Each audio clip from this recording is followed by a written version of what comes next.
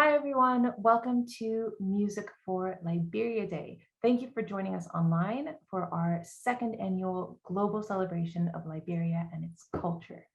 Today, Music for Liberia is also raising money for the Agape National Academy of Music. We're raising money for its teachers, helping them get to their schools so they can help the wonderful children that you've been supporting for years. I am thrilled today to be joined by Liberian-born soprano Dawn Padmore. Dawn's going to be talking to us about her career, her favorite parts of Liberian culture, and her experiences as a world-renowned soprano. I'm gonna introduce Dawn a little bit, and then we're gonna launch into an interview. We're also gonna hear some of her music. So Dawn Padmore is a Liberian-born soprano, a versatile classical artist who's known for presenting diverse repertoire to listeners internationally. She was referred to as a resonating soprano by Bernard Hollins, a music critic of the New York Times, and she's performed in acclaimed venues such as Carnegie Hall, the Kennedy Center in Washington, D.C., and the Miller Theater in New York City. She was also invited to perform for the inauguration of Liberia's first female president, actually the first female president in all of Africa, Ellen Johnson Sirleaf, and she also performed for Nobel Peace Prize laureate Bishop Desmond Tutu in Minneapolis as part of the annual National Youth Leadership Council's conference. She was most recently featured as part of the acclaimed New York City Salon Sanctuary series, where she performed a program of West African songs in collaboration with a lineup of internationally renowned musicians. The performance was a top weekend pick in the New York Times art section and received a positive review from the popular opera blog Voce di Mece, which referred to Ms. Padmore as one who sings with a generosity of spirit and lovely tone. So I could go on. Your biography is just, it's fantastic. It's so impressive, but I know we're going to be learning more about you. If it's all right, I thought I would start by playing some of your music. So, and I, of course, have it disappeared. Here we go. All right, so we are going to share Love, Let the Wind Cry. Would you mind just saying a little bit about this recording or the piece? Oh, can we do the other one? herLiberian. Of course. Okay, so we're switching tracks. So can you tell us about what we're going to hear? Okay. herLiberian is an Igbo song from 4 Igbo songs by Nigerian composer Joshua Uzoigwe, who had the pleasure of performing his pieces in front of him when he was alive. And it's one of my favorite songs, hands down, in all of my repertoire. This song is a riddle. It's essentially, I think, in a nutshell, about one hand helping the other. So it's really fun. And what's interesting about it is the piano part, the accompaniment, is an example of what Professor Akin Yuba, a composer and scholar, coined as African pianism. You'll hear a lot of rhythm in the piano part, and it's mimicking the drums, the drumming style of West Africa. So, okay, thank you. Here we go.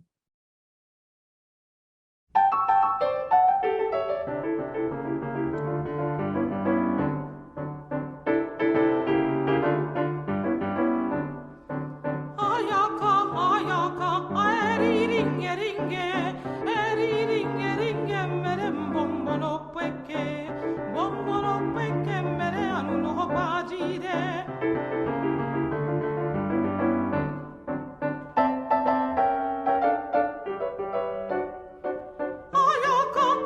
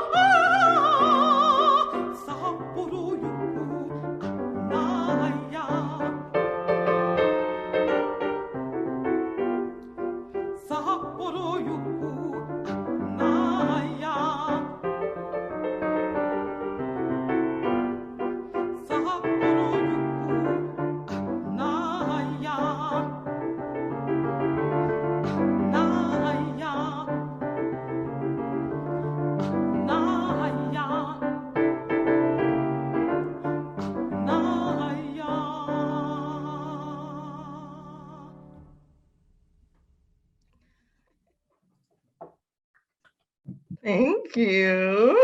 Such a fun piece. Oh my God, it's the best. I love that one so much. It's such a blast to sing.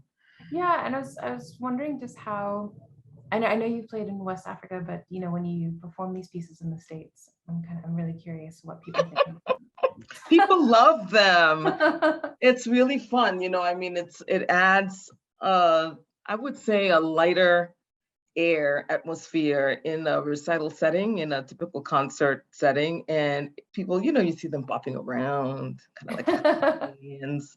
It makes it so much more fun. And the pianists that I've had the opportunity to play with these particular songs and other West African compositions, they really do enjoy it. It's really great. It's a great challenge in terms of the rhythm, as you can imagine, being a pianist yourself, my dear. But it's really a blast. Yeah, it's really playful. You can hear that. I really love the percussive elements and even kind of the effects and like the language is so beautiful to listen to.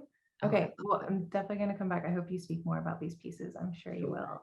Okay, but for now, let's start at the very beginning. I know I've introduced you, but could you tell us, who you are, where you're from, and also where you're joining us from now? Sure.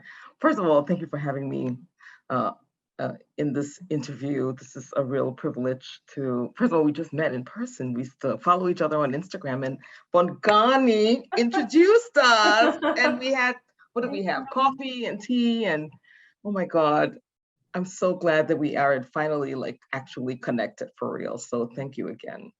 So I'm Dawn Padmore, and I was born and partly raised in Monrovia, Liberia until 1980. My family moved to the United States after the coup d'etat and resettled in Wilmington, Delaware, of all places. I think they were thinking of New York, but Wilmington, Delaware was a better choice for various reasons. First of all, I think my parents' nerves were shot, like a lot of parents at the time, a lot of adults at the time. And it was a much better standard of living, having to start all over again. And we had a cousin there with his family lived there, and they really liked it. So that's where we were. I started studying piano when I was 4 or 5 anyway, in Liberia. And I had a teacher, Mr. Dale, who would come to the house and teach me, and I loved the piano. It generally was the first thing I would do when I wake up, go to the piano and practice for a long time. Wow. And then I eventually studied with Maud Dennis, who had a music school in Monrovia, and a lot of kids went there to study piano. I think I was one of her better students. Oh, did I say that? I'm sure you were. I loved playing. There were amazing, there were some older kids that were amazing pianists, but I loved it. And I always played in the recitals. And I really loved playing the piano. And when we moved to the States, my parents signed me up for the Wilmington Music School, where I continued to take piano.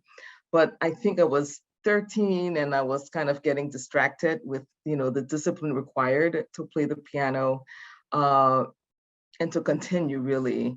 And I joined the choir at church, and I realized that I liked singing. Well, I always knew I liked singing. When I was a kid, we would play, of course, like kids play, but then I would go put on my mom's Chanel lipstick and get her brush and sing for hours. Wow. in front of the mirror. Yeah.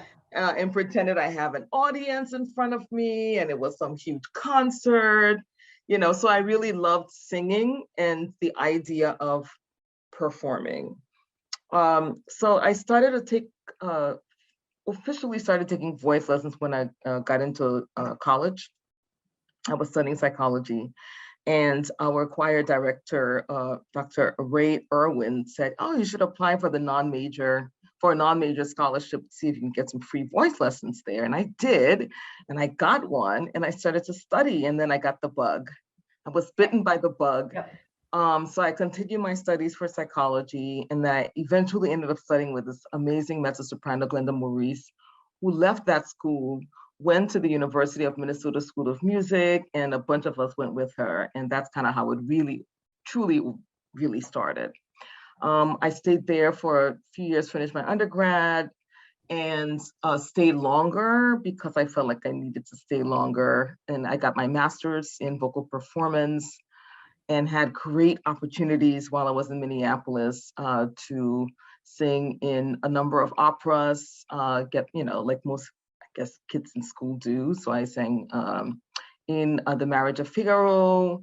From that to, let's see now, there's Il Trittico by Puccini, and I sang in one of those operas. And then I also had the great pleasure of studying with the American composer Dominic Argento. Okay. And they decided to revive his opera Postcards from Morocco. And I was the lady with the hat box. It almost killed me. It was so hard.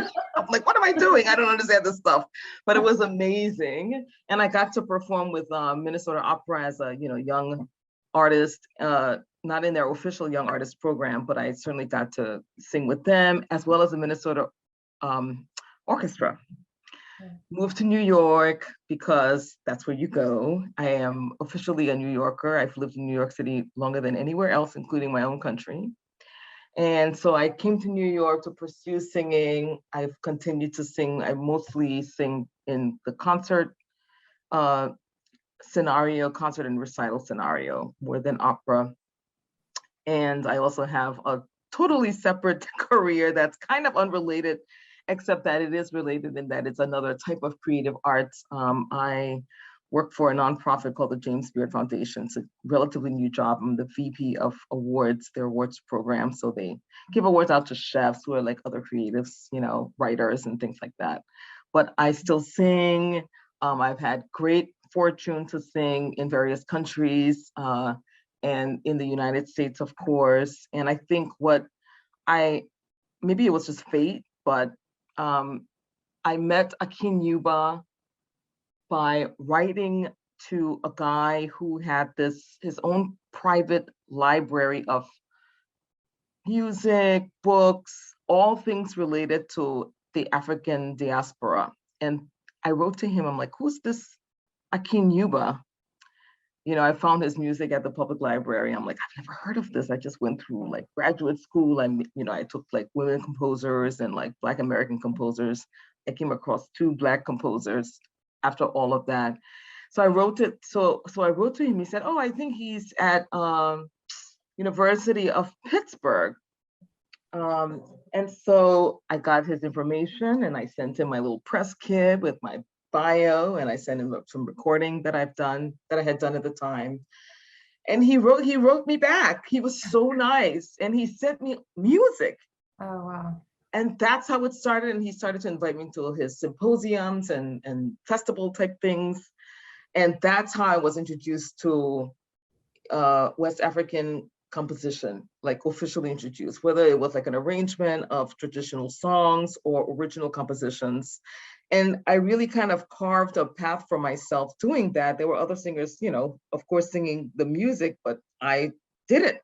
And that's really how I got a lot of my gigs. And frankly, it was very interesting for me because I think as somebody who I guess I would consider myself a creative person, I felt fragmented having left Liberia quickly and unexpectedly, and having to sort of adjust to actually living in the States versus like visiting for 2 weeks at a time. And I think having that opportunity to sing music, even though they were mostly pieces in Nigerian languages, Yoruba, Igbo, that kind of thing, I felt a connection that was different. Sure, I love Duparc. Oh my God, who doesn't? I love singing Strauss and all of these things, but it was different. And it sort of centered me, I think, in a way as a human being and as a performer. And the more I got comfortable in it, the more I performed the pieces, the more I could sort of like bring in other things like dancing on the stage, like moving around more loosely. It didn't have this attitude that a lot of us have about classical music. It's very formal and you have to be still and all that stuff. It's really great, and it's great for the technique, without a doubt. Yeah, I mean, it's really exciting. I think the interest there is now in discovering these African composers, and it takes people like you who are passionate about sharing it, I think. And I Mm. mean, it's interesting what you said with your experience being in music school and studying and not coming across these composers. And Yeah. mhm. Do you see that changing in the future? Yes, I see it changing now. Yeah. I see it changing now. There are more composers out there who are of African descent. Bongani, for instance, who we both know, is amazing, amazing composer, truly. I've only sung actually one set of his songs, and they were really fabulous. There's Fred O. There are so many more composers out there, not just composers, but performers, Mhm. conductors.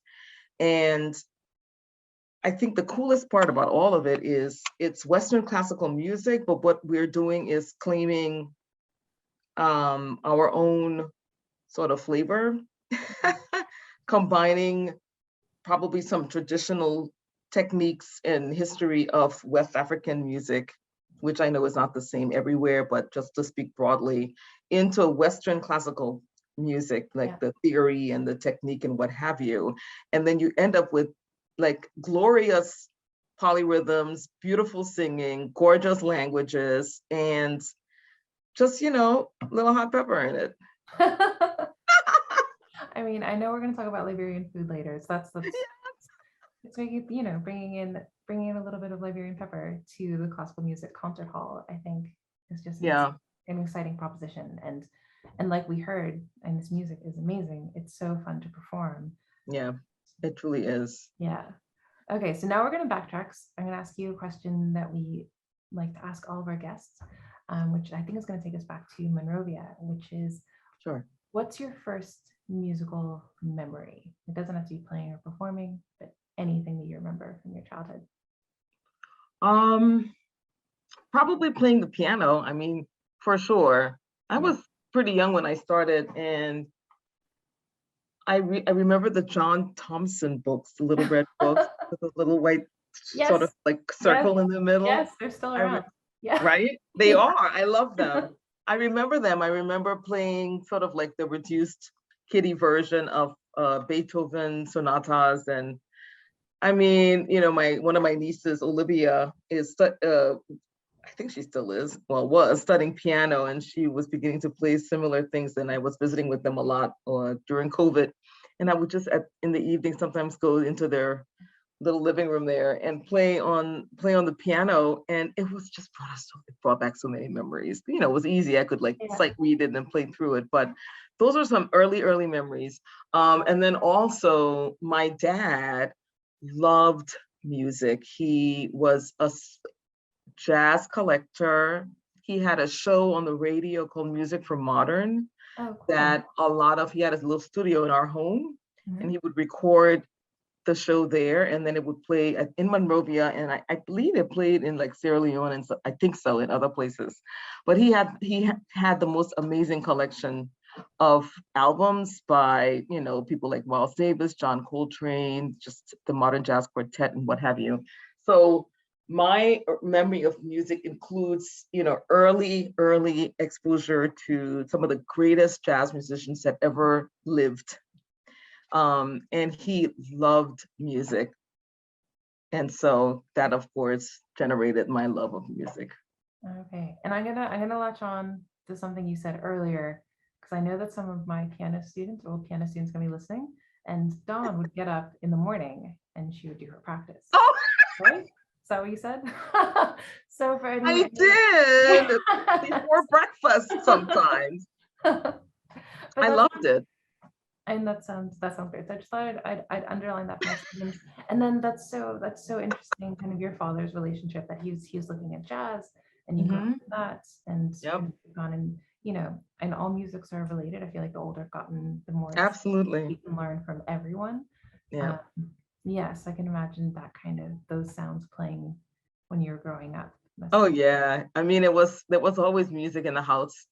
And then when they were not over the weekend, he would be blasting music. And that's what he did most of our lives, I think, at least when we were in the home. So it's really great. And it's cool because a lot of people who are older than me, but younger than him, remember him because of that show. And he also would sit at the piano and improvise in the jazz style, of course. And I have a strong memory of being at my uncle Emmett and Auntie Cecily's home in Wilmington. And he was teaching me how to improvise. So we were sitting at the stool. He was like playing, and I was like playing in the top part of the piano. I was really literally like just with one finger trying to get into it. And I remember it was such a different experience from, you know, reading from a score. It was really cool. Yeah, that's really fun. I can imagine little you playing with one finger. That's great. So I'm interested too, how your, I don't know, the role that music has played in your life. Obviously, being a child, being in music lessons, and then doing it professionally, and now also taking on this other career. And also, really interesting that you studied psychology. I was wondering if you're kind of the relationship you have with music or the role the music plays in your life. Do you feel that's kind of always evolving, or has it always felt the same? I don't know. I mean, I think it's evolved over the years, you know. With piano, I loved it. Like I said, it was just something I did every day. When I got older, after we moved here, I think I just lost, I mean, I still played, but I lost a lot of interest in it. And it could have been just, you know, adjusting to a new, unexpected and new life that really felt like an imposition, frankly, having to move here and sort of not really belonging, even though we had traveled to the States a lot, not knowing that you were different. Yeah. And that you, as a Black person in this country, probably seen as a second-class citizen. I mean, those are just facts. And I think I was just, you know, and I was a teenager, you know, so I was getting more into listening to Prince and listening to like stuff on MTV and listening to, you know, the hits, as it were. And I started getting more interested in fantasy performing, in singing.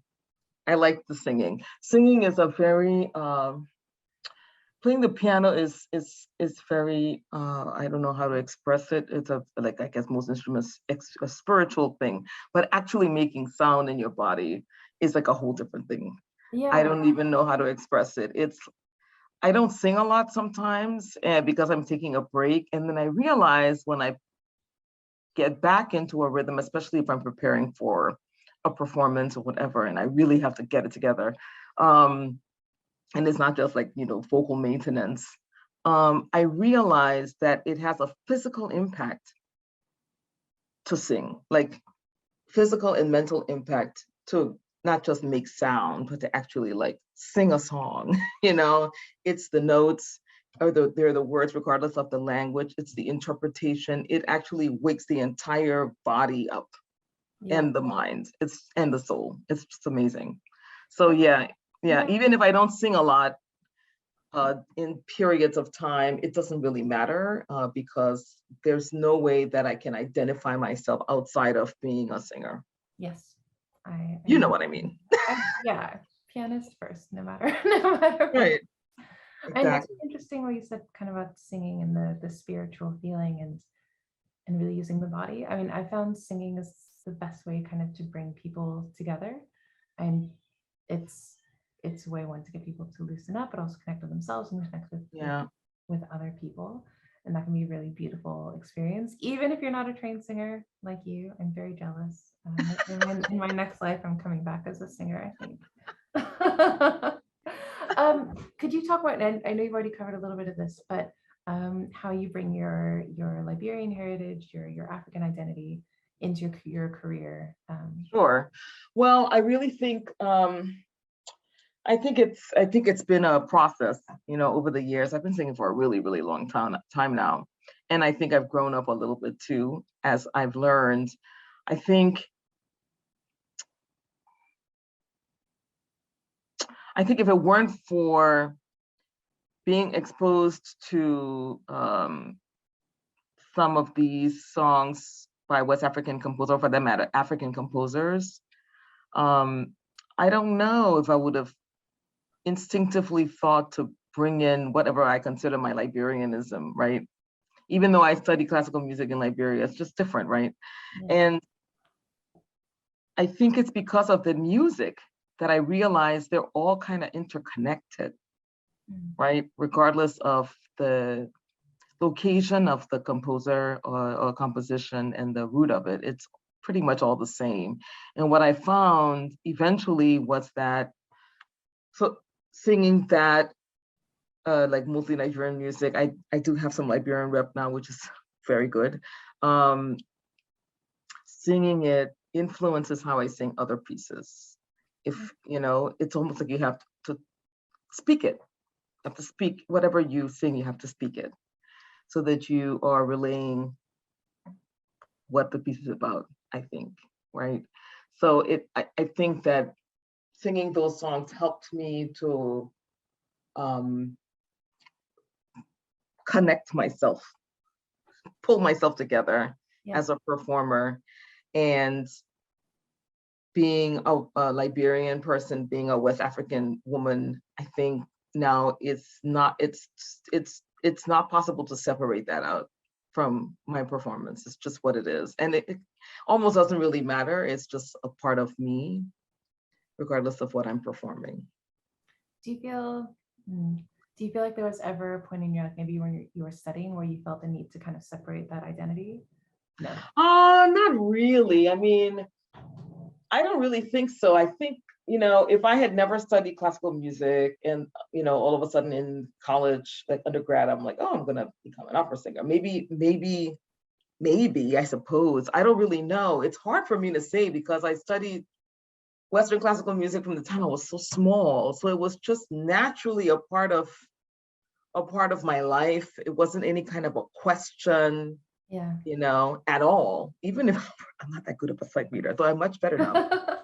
But still, you know, like it was just always a part of what I was and who I am. So yeah. Okay, so I'll ask you now about education. As you know, Music for Liberia, we really concentrate on young people, not just Yeah. for music. We believe that music can help everyone and really advance things, but we're just interested in young people and moving them forward and allowing them to follow their dreams. So I was wondering,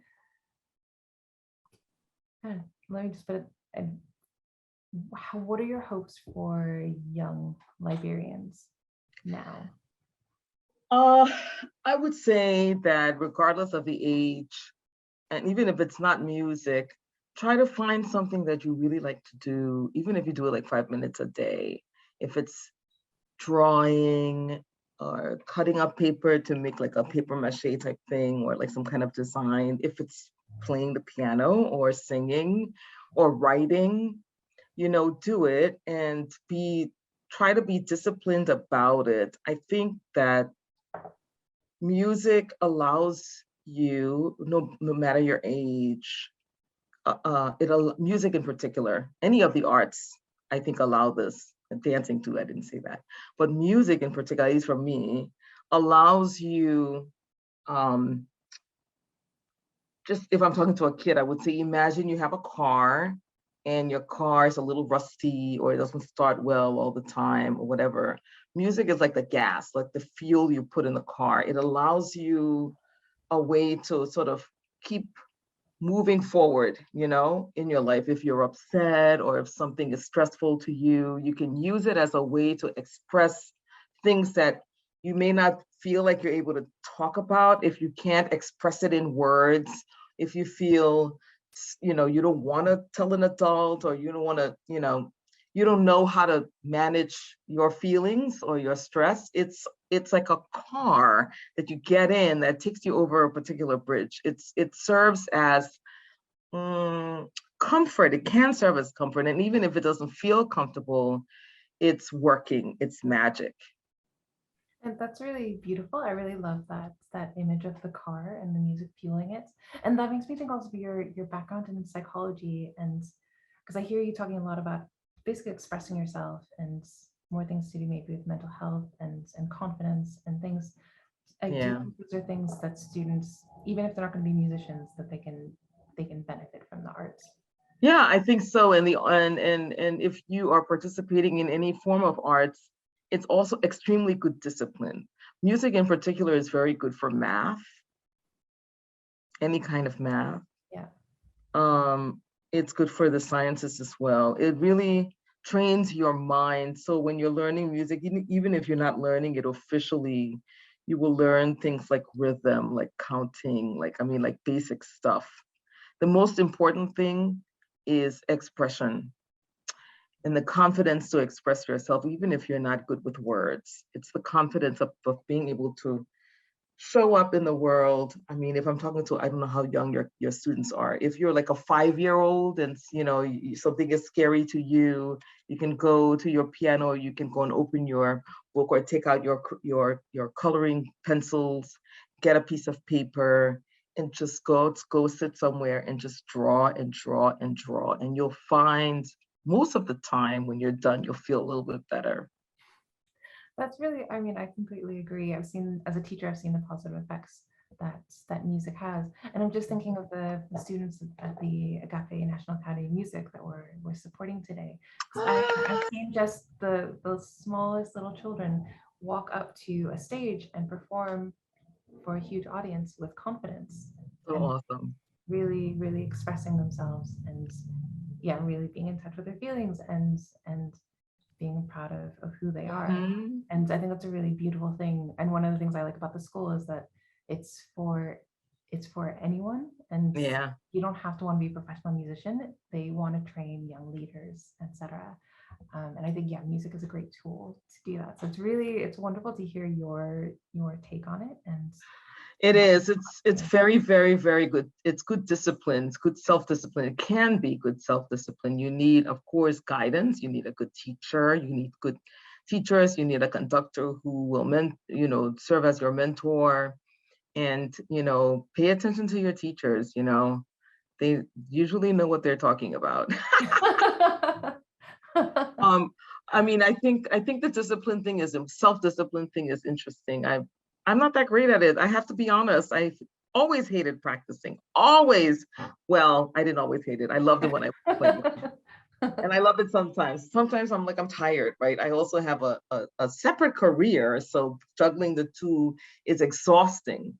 But I'll give you an example. So yesterday, I had a voice lesson with my teacher, Ira Sif, and my coach and pianist, Brian Holman. And we met at a studio because of COVID. We don't want to be in close quarters. Yeah. And so we met into this big studio that a lot of times other people book for dancing. And when the people in front of us were done, the guy came out, and there was a woman. She was just trying to gather her kids' stuff, like her duffel bag, and she was a little ballerina. She was taking private lessons or getting ready for an audition. I have no idea, but you could tell that she'd been dancing for a long time. She couldn't have been any older than like 8 or 9, maybe 10. And you could tell just from the way she held herself, she has been dancing probably since she was like 2 or something. And she had spilled the resin, the stuff that they put on the floor so the kids don't slip if they're on points, right? And she was carefully, with a postcard trying to clean it up, and it was going on into my session. And I was like, listen, honey, don't worry about it. We'll get it for you, because I needed the room. But the point is that she was so polite, and she was clearly used to being disciplined, and in her particular creative art, and she was there cleaning up after herself, for the next person. And I thought that was pretty cool. I'm not saying that all performers are like that. I'm not always like that, but it is good discipline, isn't it? It is. You have a better chance, I think, of growing up with that discipline. Dawn, I'm really curious what your favorite part of Liberian culture is. I would say, well, the food. And I would say just my impression anyway, the ability to take any situation and find, not a joke exactly, but find some humor in it. I think that's a very, very, very important gift. Yeah. So. Okay, so I'm gonna ask about both of those. So in terms of food, can you give us some of your favorites? Oh my goodness. Well, I love palava sauce and rice. I love palm butter and rice. I love cassava leaf and rice. I Yes. love palm oil in particular. Okay. I can just eat it on rice. And I like our pound cakes. Oh, right. Okay. I don't think anyone's ever said that. That's a good one. Do you find Liberian food in New York?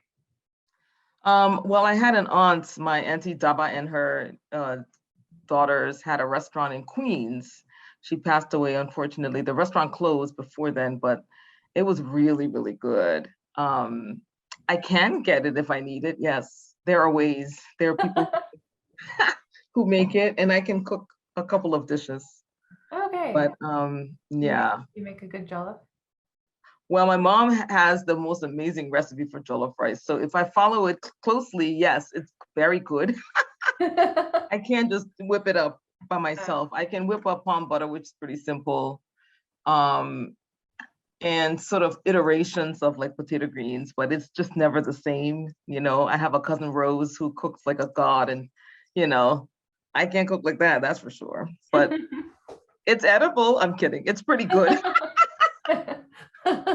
It is pretty good. I cook pretty well. It's really good. Okay, and then I really liked what you said about the Liberian spirit too, and that kind of that humorous part of the culture. Is that Yeah. something, I don't know, that you've seen in your communities growing up, or? Yeah, sure. My dad had a wicked sense of humor. So yes, I've seen that. And I have an aunt, my Auntie Georgette is hilarious. Oh my goodness, every time we talk, I'm laughing. She's so great. So yeah, I mean, there's definitely humor, and you can kind of find humor in any situation. I think it's a true gift. I'm not so good at it, but Yeah, I yeah, really admire people who can, go through all kinds of adversity and exactly, still find something in the day that's going to make someone else smile and bring joy. exactly, And not exactly. always take things too seriously. Yeah, too well, adult. we're all gonna end up in the same place. There we go. There you go. Okay, so I've loved hearing stories about your family and the people you grew up with. I was Mhm. wondering if there's something either about Liberia, about Liberian culture, about Liberia, about Liberian people that people don't know that you'd want them to know, that you'd want to share. Uh, hmm. Well, I think I'll say this is, and mostly it's because of my parallel career, kind of adjacent to culinary, is the food is really interesting. I just feel like people only recently, this last year, the Times did a whole piece on Liberian food at Thanksgiving, and that was really an important moment, I think, for our cuisine. And then another pretty prestigious culinary magazine, they also have a show called Milk Street. They published like a recipe for rice bread. I mean, I was like, "Mo, my mind is being blown left and right." It was cool, and maybe potato greens. I don't remember. So that was pretty big. But my point is, I just don't know if people understand the interesting, to me, Liberian cuisine, all of the range of food that I've had. It's a great example of how everybody from the African diaspora, West African diaspora in particular, you can kind of centralize it in Liberian cuisine. So like we eat collard greens. It's different the way we cook it than the Southerners cook it, but they're connected, right? We make chicken gravy. It's called smothered chicken, by Black folks here. We just call it chicken gravy. you Mm. know there's so many connections. It's beautiful, it's really, really wonderful. Gumbo, I didn't even know that South Carolina had a gumbo. It's red, like our okra palava sauce, where you make it with like palm oil. In West Africa, like subukanja, if you're Senegalese or whatever, and they have this red roux that they make their gumbo from in South Carolina. And probably, I mean, I'm no historian, but I believe it was like a sort of substitute for enslaved people. The whole rice culture, there are connections all over. And I feel like our food, you can find it throughout West Africa and probably other parts of Africa as well. So I'm not saying that it's not there, but I think Liberian food in particular is particularly interesting in our strong connection to our African American brothers and sisters. It's And really, that's really cool to find that connection, because I can yeah, really see that in, and there's huge Liberian communities in the States anyway, but just exactly. culture spreads. And I think other West African cuisines get more attention, but Sure. I agree with you. I think Liberian food is really special, and it's really specific to Liberia. And Yes, a lot of it is. That's right. I mean, you can find iterations of a lot of things in Ghana, Ivory Coast, Senegal, Guinea for sure. Those are the things that I would look for, living in New York. I'd go up to Harlem just to like feel more in my skin in general, yeah. and then go to certain restaurants. I wanted the smell and the flavor, and I wanted, even if I didn't understand some of the people in the restaurant, I wanted to feel like I was with my own people, at times when I was particularly stressed out. Yeah, I mean, it almost sounds like music and food kind of have the same thing of bringing back an identity and kind of bringing back all these memories and things. Absolutely. Okay, Don, thank you so much. I'd love to know, final thing, what's up next for you? Where can people Sure. find you? What's going on? Tell us everything. Sure. So last year, I performed my first full cabaret show in the cabaret sort of style, and it was dedicated to this amazing performer, Mabel Mercer, who was a Black British performer who had a significant career here, actually, and here in New York. And my teacher is a huge fan, and he introduced me to her music, and I was like, oh my God, this is amazing. Like, I want to learn some of these songs. So we did that, and that was all online. And so I am now preparing for a live show in October, and it'll take place at Pangaea, which is sort of like a supper club. They have a cabaret theater in the back of their space, and a lot of interesting people have performed there. I love it. It's fun. It's pretty small, but it's really, really great. It's a great sound and everything. So I'll have that up on my website soon. And if you're in New York, come see us. It's going to be fabulous. Yes, and that sounds really exciting. I'd love to learn more about Mabel Mercer. That sounds really fascinating. Yeah, she was an incredible interpreter of song. Oh, that's really fascinating. I can't wait. I mean, anyone who's in New York, please go check it out. Can you tell us your website and where Oh, you on social? Sure. It's very simple. It's dawnpadmore.com, and you can learn a little bit more about me. And I also have a Facebook page, which is Dawn Padmore, soprano. You'll find some video clippings from recent performances. And then my Instagram handle is Macie Padmore, MAISIE PADMORE.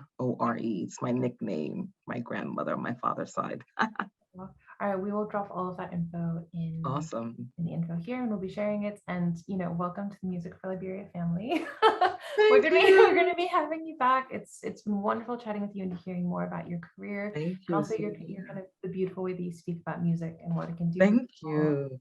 So I'm gonna close this out. Just a reminder, we are raising money at musicforliberia.com for the Agape National Academy of Music and their wonderful teachers. So if you're able, please consider donating. We're raising money to support their teachers so that they can get to the schools, so they can teach all the wonderful kids that we support. Definitely.